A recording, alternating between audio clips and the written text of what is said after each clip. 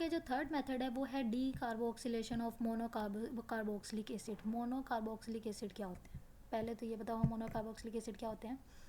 Carboxylic acid होता है C double bond oxygen और सिंगल बॉन्ड OH, ये होता है कार्बोक्सिलिक एसिड, और दूसरी तरफ कार्बन की चेन होती है। ठीक होता है, ठीक हो गया। इसको कहते हैं मोनोकार्बोक्सिलिक एसिड या सिंपली कार्बोक्सिलिक एसिड कहते हैं, जिसमें ये वाला जो कार्बोक्सिलिक ग्रुप है वो एक ही प्रेजेंट है। अगर ये एक से ज़्यादा एक ही मॉलिक्यूल में प्रेजेंट होता तो हम इसे कहते हैं, अगर 2 दफ़ा प्रेजेंट होता तो हम इसे बोलते हैं बाई या डाई कार्बोक्सिलिक एसिड।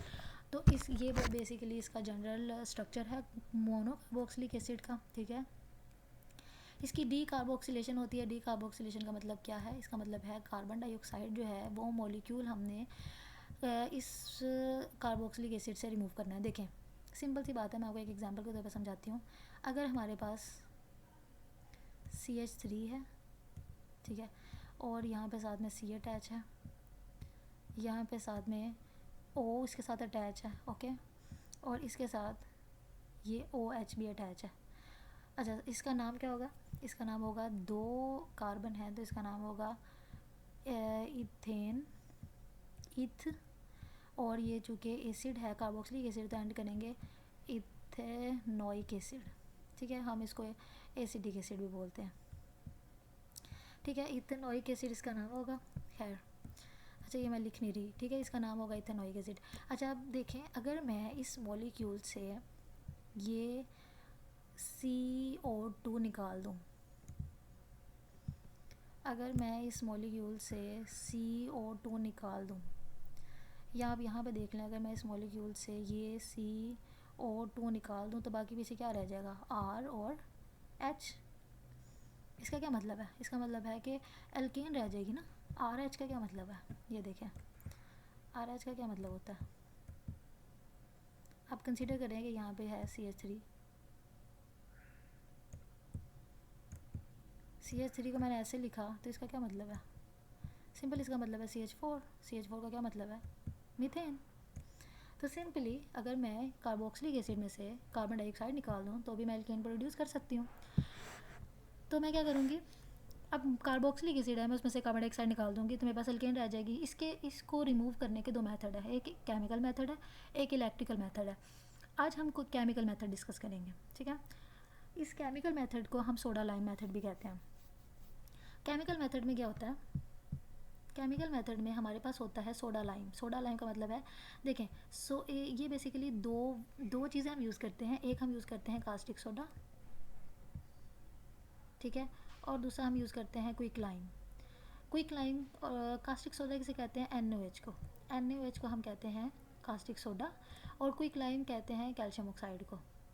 ठीक है, बेसिकली जो इन्होंने सोडा लाइम लिया है, इसमें सोडा कास्टिक सोडा का लास्ट वर्ड है, और लाइम जो है वो क्विक लाइम से लिया गया है।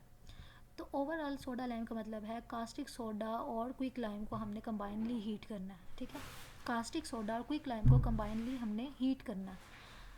और बेसिकली कास्टिक सोडा का मतलब है NaOH और क्विक लाइम का मतलब है कैल्शियम ऑक्साइड। ठीक हो गया, हम बेसिकली इन दोनों को यूज़ करेंगे। अब हमारे पास ये मोनोकार्बोक्सिलिक एसिड है, ये मोनोकार्बोक्सिलिक एसिड नहीं है, ये उसका साल्ट है।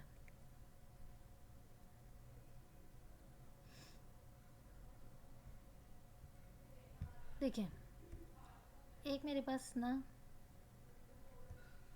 ये मैं आपको आगे बताती हूँ इसका साल्ट हमने किस तरह से लेना है। अच्छा, ये हमारे पास कोई मोनोकार्बोक्सिलिक एसिड है, तो इसमें से मैंने इसकी जो कार्बोक्सिलिक एसिड है उसको मैंने, एसिड जो है वो रिएक्टिव होता है, तो मैंने क्या किया है, मैंने उसके हाइड्रोजन को रिप्लेस करके Na के साथ, मेटल के साथ रिप्लेस करके एसिड को साल्ट में कन्वर्ट किया हुआ है। तो बेसिकली ये मेरे पास कार्बोक्सिलिक एसिड का साल्ट है। ठीक है, कार्बोक्सिलिक एसिड का साल्ट लिया, उसका मैंने रिएक्शन करवाया क्विक लाइम, सोडा लाइम के साथ। सोडा लाइम में ये सोडा है और ये लाइम है। ठीक है, इसके साथ इसकी प्रेजेंस में मैंने इसको हीट किया। इस साइन को कहते हैं डेल्टा, इसका मतलब होता है हाई टेम्परेचर पे हीट किया। ठीक है, जब इसको क्विक लाइम को की प्रेजेंस में और कास्टिक सोडा यानी सोडा लाइम की प्रेजेंस में इसको रिएक्शन करेंगे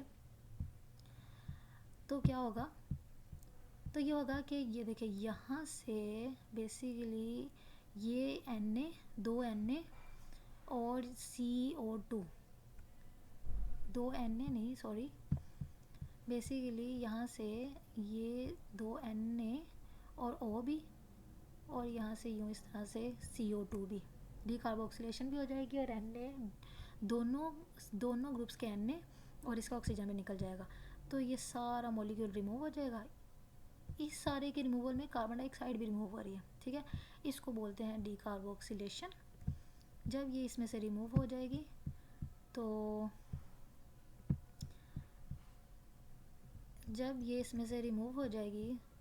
तो ऑब्वियसली बाकी क्या रह जाएगा, बाकी रह जाएगा ये R और ये H, और ये एल्केन में कन्वर्ट हो जाएंगे।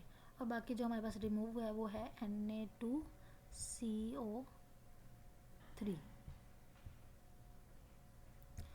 तो ओवरऑल मोनोकार्बोक्सिलिक एसिड जो है वो एल्केन में कन्वर्ट हो गया है और सोडियम कार्बोनेट प्रोड्यूस हुआ है। अच्छा, अब इस मेथड में देखें कि हम इस मेथड से मीथेन भी प्रोड्यूस कर सकते हैं। सिंपली यहाँ पे R है और अगर हम यहाँ पे CH3 लेते हैं और यहाँ से हमारी ओबियसली एक कार्बन तो कार्बन डाइऑक्साइड के साथ तो निकलेगी, मतलब ये जो सोडियम कार्बोनेट बनेगा ये कार्बन इधर जाएगी ही जाएगी।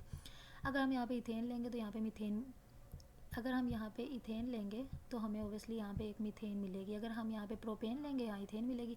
मतलब यहाँ पे अगर 3 कार्बन होंगे तो हमें प्रोडक्ट में 2 कार्बन मिलेंगे।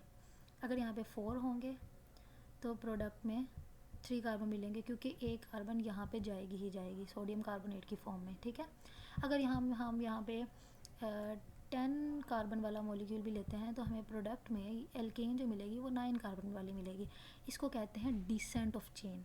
रिएक्टेंट में तो कार्बन ज़्यादा थे लेकिन प्रोडक्ट में हमें जो प्रोडक्ट मिली है उसमें एक कार्बन कम है, तो इसको कहते हैं डिसेंट ऑफ चेन।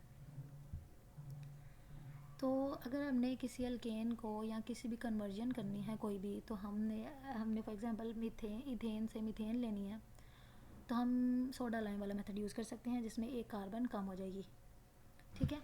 अब इस मेथड के कुछ जो है वो सेलिएंट फीचर्स हैं वो ये हैं, उसे हम डिस्कस कर लेते हैं। एक मेथड ये है कि methane can be produce by this method. Simply मैंने आपको बता दिया। वो use strong salt of carboxylic acid in aqueous medium. हाँ, हम क्या करते हैं, हम बेसिकली देखें ये इस बात का क्या मतलब है मैं आपको नेक्स्ट समझाती हूँ। स्ट्रॉन्ग साल्ट का मतलब देखिए सोडियम और पोटाशियम जो है ना ये स्ट्रॉन्ग मेटल्स हैं। इसका मतलब ये है कार्बोक्सिलिक एसिड एक वीक एसिड, कार्बोक्सिलिक एसिड एक वीक है। अगर ये दोनों स्ट्रॉन्ग प्रेजेंट है, कोई एक भी किसी भी साल्ट में कोई अगर एक भी पोर्शन स्ट्रॉन्ग बेस से आ रहा है या स्ट्रॉन्ग एसिड से आ रहा है तो हम उस साल्ट को स्ट्रॉन्ग साल्ट ही कहेंगे, ठीक है।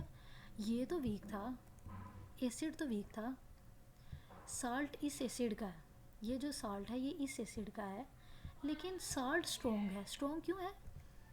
क्योंकि जो इसका मतलब है कि एसिड तो वीक था तो बेस स्ट्रॉन्ग थी जिसके साथ इसने रिएक्शन किया, ठीक है। सोडियम पोटाशियम जो है वो स्ट्रॉन्ग है। इसका मतलब ये है कि एसिड कार्बोक्सिलिक एसिड के साल्ट हैं, एसिड वीक होता है, कार्बोक्सिलिक एसिड एक वीक एसिड है। लेकिन चूँकि साल्ट स्ट्रॉन्ग है इसका मतलब ये है कि जो बेस थी वो स्ट्रॉन्ग थी, जो हमने इस रिएक्शन में बेस यूज़ किया है वो स्ट्रॉन्ग है। इस वजह से स्ट्रॉन्ग साल्ट हमें प्रोड्यूस हुआ है कार्बोक्सिलिक एसिड का एक्वस मीडियम में, सही है। तो इस रिएक्शन में हम स्ट्रॉन्ग साल्ट कार्बोक्सिलिक एसिड का यूज़ करते हैं। ये इसका दूसरा सेलिएंट फीचर है। अब मैंने आपको बता दिया है कि ये डिसेंट ऑफ चेन होता है इसमें।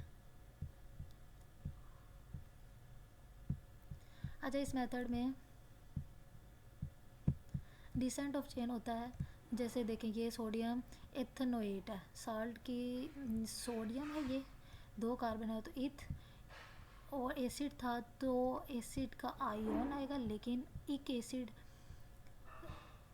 इथ आयोनेट लगाएंगे साल्ट होने की वजह से, इथ आयोनेट लगाएंगे, इस वजह से इसका नाम होगा सोडियम इथायोनेट। अब ये जो सोडियम इथायोनेट साल्ट है कार्बोक्सिलिक एसिड का, इसका हमने सोडा लाइम के साथ रिएक्शन करवाया, इसके साथ और इसके साथ। ये जब हीट होगा तो वह ओवरऑल इसमें से सोडियम कार्बोनेट निकल जाएगा और ये इथेन जो है मीथेन में कन्वर्ट हो जाएगी। ठीक हो गया। अच्छा एक बात याद रखें, ये लास्ट इसमें बात है जो अहम है वो मैं बताने जा रही हूँ, ये आप मेरी बात ज़रा गौर से सुने। हमेशा याद रखें, अगर मेरे पास कोई वीक एसिड है, जैसे इस केस में हमने एक कार्बोक्सिलिक एसिड यूज़ किया, ये वीक होता है। मुझे कैसे पता है कि वीक होता है? हमेशा याद रखिएगा ऑर्गेनिक एसिड्स जितने भी होते हैं वो वीक होते हैं। HCl वीक नहीं है, HCl स्ट्रॉन्ग है। क्यों? क्योंकि वो ऑर्गेनिक नहीं है, वो इनऑर्गेनिक है। ऑर्गेनिक वीक इस वजह से होते हैं क्योंकि वो मोस्टली कार्बन और हाइड्रोजन पे कंसिस्ट कर रहे होते हैं एसिड्स, और उनमें इलेक्ट्रोनेगेटिविटी का इतना डिफरेंस नहीं होता। ठीक है, तो वो अपने प्रोटॉन को इतना इजीली लूज़ नहीं करते, इस वजह से वो वीक होते हैं। इस वजह से ऑर्गेनिक एसिड्स वीक होते हैं। कार्बोक्सिलिक एसिड एक ऑर्गेनिक एसिड है, इस वजह से ये वीक एसिड है। ठीक है, ऑर्गेनिक एसिड हम अगर कोई भी एसिड लेते हैं और वो वीक होता है, ये मैं आपको एसिड बेस वाले चैप्टर में समझाऊंगी डिटेल में। और जब किसी भी एसिड का, कोई भी वीक एसिड है, हम उसका रिएक्शन कराते हैं एक बेस के साथ, और वो बेस जो है ना वो स्ट्रॉन्ग है। इनके केस में हमेशा याद रखें, एसिड और बेस की रिएक्शन से साल्ट और वाटर प्रोड्यूस होता है। चाहे वो एसिड स्ट्रॉन्ग है, बेस वीक है, बेस स्ट्रॉन्ग है, एसिड वीक है, दोनों स्ट्रॉन्ग है, दोनों कंपोनेंट वीक हैं, प्रोडक्ट की क्वांटिटी कम प्रोड्यूस हो सकती है, ज़्यादा प्रोड्यूस हो सकती है, लेकिन प्रोडक्ट हमेशा यही होता है, साल्ट और वाटर, साल्ट और वाटर। अच्छा मैं बता रही हूँ कि अगर एक वीक एसिड है और एक स्ट्रॉन्ग बेस है, जैसे हम देख रहे हैं कि कार्बोक्सिलिक एसिड एक वीक एसिड है, तो इससे जो साल्ट प्रोड्यूस होगा वो हमेशा याद रखिएगा वो एक स्ट्रॉन्ग साल्ट प्रोड्यूस होगा। क्यों स्ट्रॉन्ग होगा? क्योंकि एक कंपोनेंट स्ट्रॉन्ग से आ रहा है। अगर यहाँ पर एसिड स्ट्रॉन्ग होता, अगर ये रिवर्स होता, मतलब एसिड स्ट्रॉन्ग होता और बेस वीक होती, तब भी जो साल्ट होता वो स्ट्रॉन्ग ही होता। क्योंकि अगर कोई एक भी कंपोनेंट स्ट्रॉन्ग साइड से आ रहा है तो जो प्रोडक्ट होगा वो स्ट्रॉन्ग ही होगा। ये आपने याद रखना है, वीक एसिड है, स्ट्रॉन्ग बेस है, साल्ट स्ट्रॉन्ग ही प्रोड्यूस होगा। स्ट्रॉन्ग एसिड है, वीक बेस है, साल्ट स्ट्रॉन्ग ही होगा।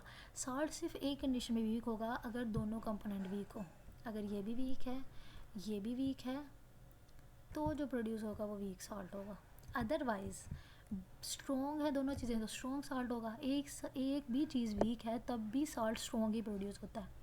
सिर्फ साल्ट तब वीक प्रोड्यूस होगा जब दोनों कंपोनेंट ही वीक हो। ठीक है, हम इस केस में स्ट्रॉन्ग साल्ट यूज़ करते हैं कार्बोक्सिलिक एसिड का, और एक्वस मीडियम यूज़ करते हैं। सही हो गया। ओवरऑल इस मेथड में ये डिसेंट ऑफ चेन होता है, नंबर ऑफ़ कार्बन जो इतने प्रोडक्ट में होते हैं वो एक कम होते हैं जितने रिएक्टेंट्स होते हैं उसमें। ठीक हो गया। अब हम नेक्स्ट लेक्चर में इसकी हम रीडिंग करेंगे। आपको होप सो लेक्चर पसंद आया होगा। अगर आपको ये लेक्चर पसंद आया तो आप उन स्टूडेंट्स के साथ ज़रूर शेयर करें जो नीडी हैं और जो कोचिंग अफोर्ड नहीं कर सकते। और दूसरा, अगर आपको कोई भी प्रॉब्लम है इस ओवरऑल सेशन में, कोई भी क्वेश्चन है आपके माइंड में आ रहा है तो आप कमेंट्स करें। और इसके अलावा अगर आपको ये लेक्चर पसंद आया है तो आप इसे लाइक ज़रूर करें। चलिए ठीक है, आप अपना ख्याल रखिएगा और अपने इस चैनल का भी। अल्लाह हाफिज़।